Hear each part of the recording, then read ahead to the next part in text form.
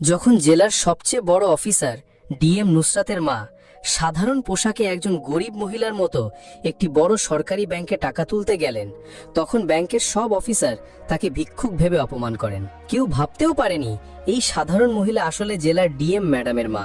তাকে অবজ্ঞার চোখে দেখে সবাই ভাবছিল এই মহিলা এত বড় ব্যাংকে কি করতে এসেছে।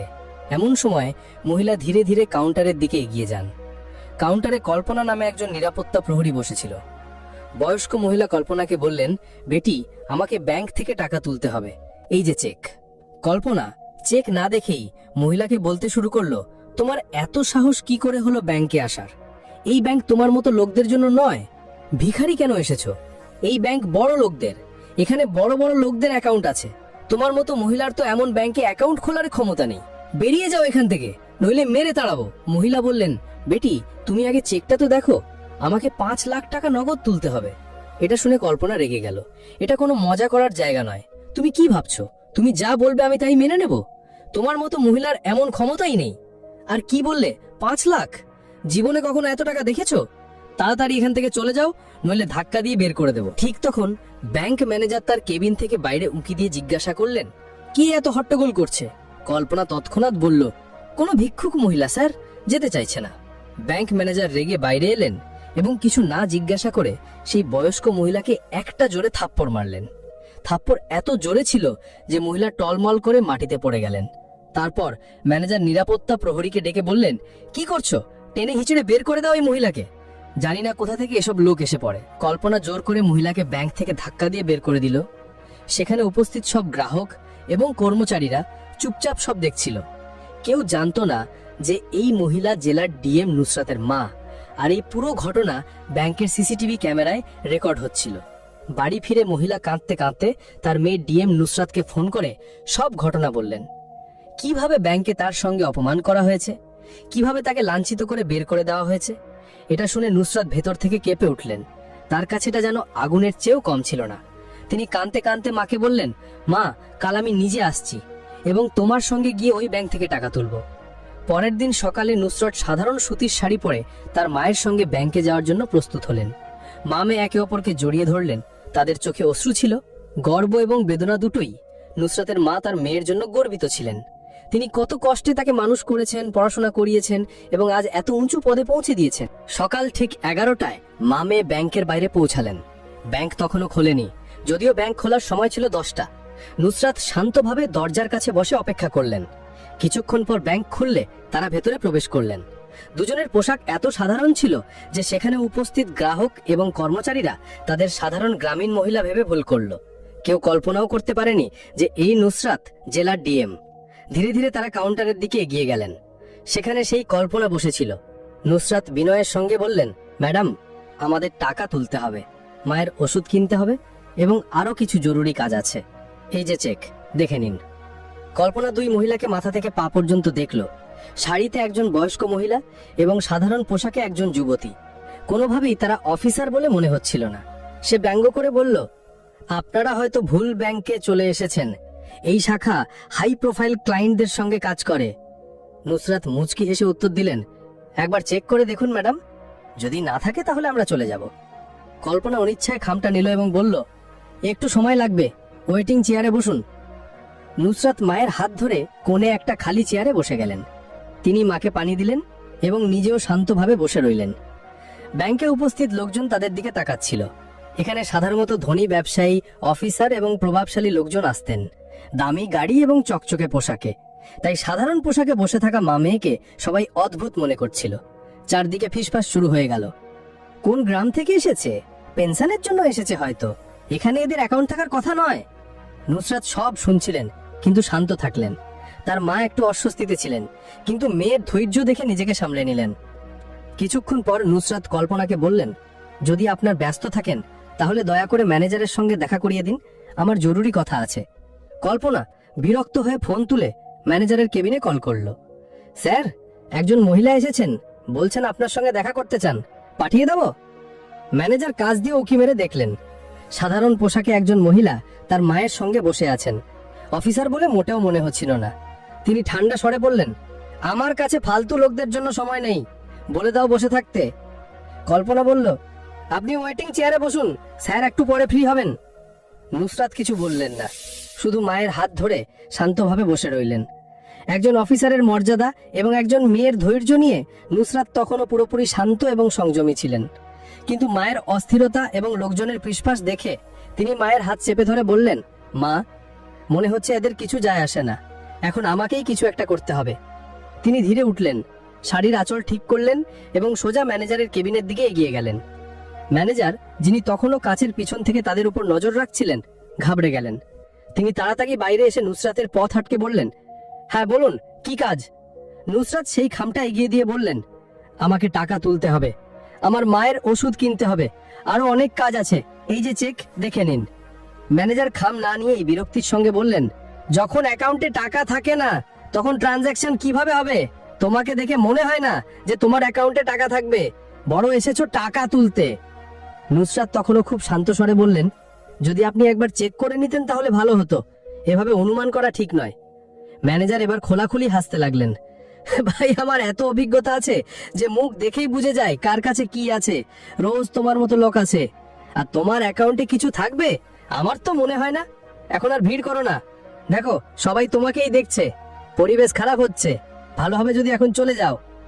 নুসরাতের মুখ তখনও স্থির ছিল, কিন্তু তার চোখে একটা আলাদা চমক ছিল। শান্তির জায়গায় এখন কঠোরতা নেমে এসেছিল। তিনি কিছু না বলে খামটা টেবিলে রেখে ধীর স্বরে বললেন, ঠিক আছে, যাচ্ছি, তবে একটা অনুরোধ, এই খামে যে তথ্য আছে একবার অবশ্যই পড়ে দেখবেন, হয়তো আপনার কাজে লাগবে। এটুকু বলে তিনি মায়ের হাত ধরে মুখ ফিরিয়ে দরজার দিকে এগিয়ে গেলেন। কিন্তু দরজায় পৌঁছে তিনি ফিরে তাকালেন এবং গভীর দৃষ্টিতে বললেন, বেটা, এই আচরণের পরিণাম তোমাকে ভোগ করতে হবে, সময় সব বুঝিয়ে দেবে। পুরো ব্যাংক কয়েক মুহূর্তের জন্য নীরবতায় ডুবে গেল।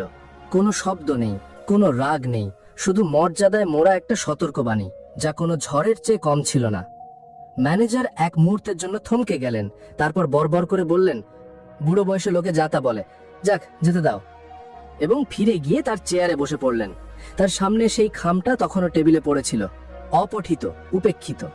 তিনি জানতেন না যে সেই খামে এমন একটা সত্য লুকিয়ে আছে যা তার জগৎ উল্টে দেবে। পরের দিন ব্যাংকের একই রুটিন শুরু হলো। ক্লার্ক তার কাজে, ক্যাশিয়ার তার গণনায়, আর ম্যানেজার তার পুরনো অহংকারে। কিন্তু এবার একটা পার্থক্য ছিল। সেই বয়স্ক মহিলা, যার সঙ্গে একদিন আগে অপমানের সব সীমা পার করা হয়েছিল, তিনি আবার সেই ব্যাংকে প্রবেশ করলেন। তবে এবার তিনি একা ছিলেন না, তার সঙ্গে ছিলেন একজন তেজি অফিসার, যিনি স্যুট বুটে চকচক করছিলেন।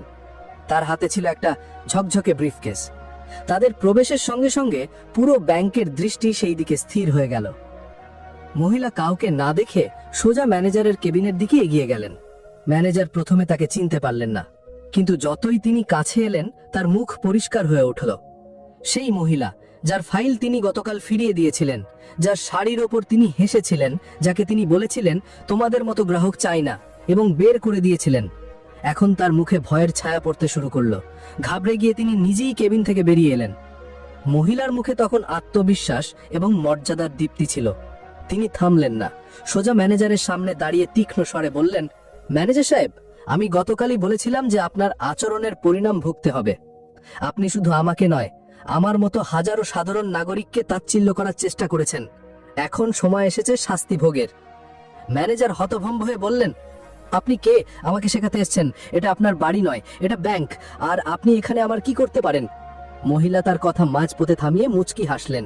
তারপর তার সঙ্গে আসা অফিসারের দিকে ইশারা করে বললেন, ইনি আমার আইনি উপদেষ্টা, আর আমি নুসরত, এই জেলার প্রশাসক, ডিএম, এবং এই ব্যাংকের 8% শেয়ার হোল্ডার। আর এই আমার মা, যার সঙ্গে আপনারা খুব খারাপ ব্যবহার করেছেন। এক মুহূর্তের জন্য পুরো ব্যাংকের নিস্তব্ধতা ছেয়ে গেল। সব কর্মচারী, গ্রাহক, এমনকি দরজার কাছে দাঁড়ানো নিরাপত্তা প্রহরীরাও হতবাক হয়ে গেল। ম্যানেজারের মুখের রং উড়ে গেল। তিনি কিছু বলার আগেই নুসরত আবার বললেন, তোমাকে ব্যাংক ম্যানেজারের পদ থেকে তৎক্ষণাৎ সরিয়ে দেওয়া হচ্ছে। এখন তোমার পোস্টিং হবে ফিল্ডে, যেখানে তোমাকে প্রতিদিন সাধারণ মানুষের সঙ্গে দেখা করে রিপোর্ট তৈরি করতে হবে। নুসরত ব্রিফকেস খুলে দুটি দলিল বের করে সামনে রাখলেন। প্রথমটি ম্যানেজারের বদলির আদেশ, দ্বিতীয়টি একটি কারণ দর্শানো নোটিশ, যাতে লেখা ছিল যে তার আচরণ ব্যাংকের নীতির বিরুদ্ধে পাওয়া গেছে। ম্যানেজার তখন ঘামে ভিজে গিয়েছিলেন। কাঁপা কাঁপা স্বরে বললেন, ম্যাডাম, আমার ভুল হয়ে গেছে, আমি লজ্জিত। গতকালের ঘটনার জন্য মন থেকে ক্ষমা চাইছি। নুসরাতের চোখ তখনও স্থির ছিল, কিন্তু তার কণ্ঠে সেই ন্যায় ছিল যে একজন অফিসারের পরিচয়। কিসের জন্য ক্ষমা চাইছো? শুধু আমার অপমান করেছিলে, নাকি সেই সব গ্রাহকদের যারা সাধারণভাবে আসে কিন্তু তোমার চোখে শুধু তাদের পোশাক দেখা যায়? তুমি কি কখনো ব্যাংকের নির্দেশিকা পড়েছো? তাতে স্পষ্ট লেখা আছে, প্রতিটি গ্রাহক সমান, কেউ ধনী গরিব নয়, আর যে কর্মচারী বৈষম্য করবে তার বিরুদ্ধে ব্যবস্থা নেওয়া হবে। এক মুহূর্ত থেমে তিনি কঠোর স্বরে বললেন, আমি চাইলে আজ তোমাকে সাসপেন্ড করতে পারতাম, কিন্তু আমি তোমাকে নিজেকে সংশোধন করার একটা সুযোগ দিচ্ছি। পরের বার তোমার নাম নয়, তোমার পরিচয় মুছে দেওয়া হবে। তারপর তিনি ব্যাংকের নিরাপত্তা প্রহরী কল্পনাকে ডাকলেন। কল্পনা ভয়ে ভয়ে কাছে এলো, তার চোখে অশ্রু ছিল। কাপা হাতে বলল, ম্যাডাম, আমাকে মাফ করে দিন, আমার খুব বড় ভুল হয়ে গেছে, এবার থেকে কাউকে এভাবে ভাববো না। নুসরাত তার দিকে তাকিয়ে বললেন, পোশাক দেখে কাউকে ছোট মনে করো না। আজ যে শিক্ষা পেলে তা সারা জীবন মনে রাখবে। ব্যাংকের পুরো কর্মীবৃন্দ তখন মাথা নিচু করে দাঁড়িয়েছিল। তিনি সবার দিকে তাকিয়ে বললেন, পদ দিয়ে নয়, চিন্তাধারা দিয়ে মানুষ বড় হয়। যে মানবিকতা বোঝে সেই তৃপ্তিকারের অফিসার। এই বলে নুসরাত তার মায়ের সঙ্গে ব্যাংক থেকে বেরিয়ে গেলেন। ব্যাংকে কয়েক মুহূর্তে নীরবতা ছেয়ে গেল। তারপর একে একে সবাই একে অপরের দিকে তাকালো। সবার চিন্তাধারা বদলে গেছিল। সেই দিনের পর ব্যাংকের পরিবেশ বদলে গেল। এখন প্রতিটি গ্রাহককে সম্মান দেওয়া হতে লাগলো। কারো শাড়ি দেখে তাকে গরিব বলা হলো না, এবং সবার মনে এই কথা বসে গেল, কখনো কোনো সাধারণ মানুষকে তুচ্ছ ভেবো না। পরের বার সেই মানুষই তোমার সামনে বিশেষ হয়ে দাঁড়াতে পারে। বন্ধুরা, এই ভিডিও থেকে আমরা একটা বড় শিক্ষা পাই। আমাদের দেশে প্রায়ই দেখা যায় যে মানুষ অন্যদের তাদের পোশাক, অবস্থা বা পরিস্থিতি দিয়ে বিচার করে, কিন্তু এই গল্প আমাদের শেখায় যে কাউকে তার পোশাক বা সাধারণতার জন্য কখনো কম মনে করো না। হয়তো সেই মানুষ তোমার চেয়েও অনেক উঁচু পদে আছে বা অনেক বেশি সম্মানের অধিকারী। প্রতিটি মানুষকে সমান সম্মান দেওয়া উচিত। গরিব হোক বা ধনী, প্রত্যেকের সঙ্গে মানবিকতার সঙ্গে ব্যবহার করেই আসল মানবিকতা। এটাই আমাদের সংস্কৃতি, এটাই আমাদের ঐতিহ্য। বন্ধুরা, আজকের গল্প এখানেই শেষ। অনেকেই নিয়মিত দেখেন কিন্তু এখনো সাবস্ক্রাইব করেননি। প্রতিটি ভিডিও বানাতে আমরা দিনরাত পরিশ্রম করি। আপনাদের একটি লাইক ও সাবস্ক্রাইবই আমাদের প্রেরণা। তাই দয়া করে চ্যানেলটি সাবস্ক্রাইব করুন। ভিডিওটা শেষ পর্যন্ত দেখলে কমেন্টে কমপ্লিট লিখে জানাও, যেন বুঝি কতজন সম্পূর্ণ দেখেছে। আপনি কোথা থেকে দেখছেন আর ভিডিওটা কেমন লাগলো সেটাও অবশ্যই জানাবেন। জানতে ভালো লাগে আমাদের গল্পগুলো কোথায় পৌঁছচ্ছে।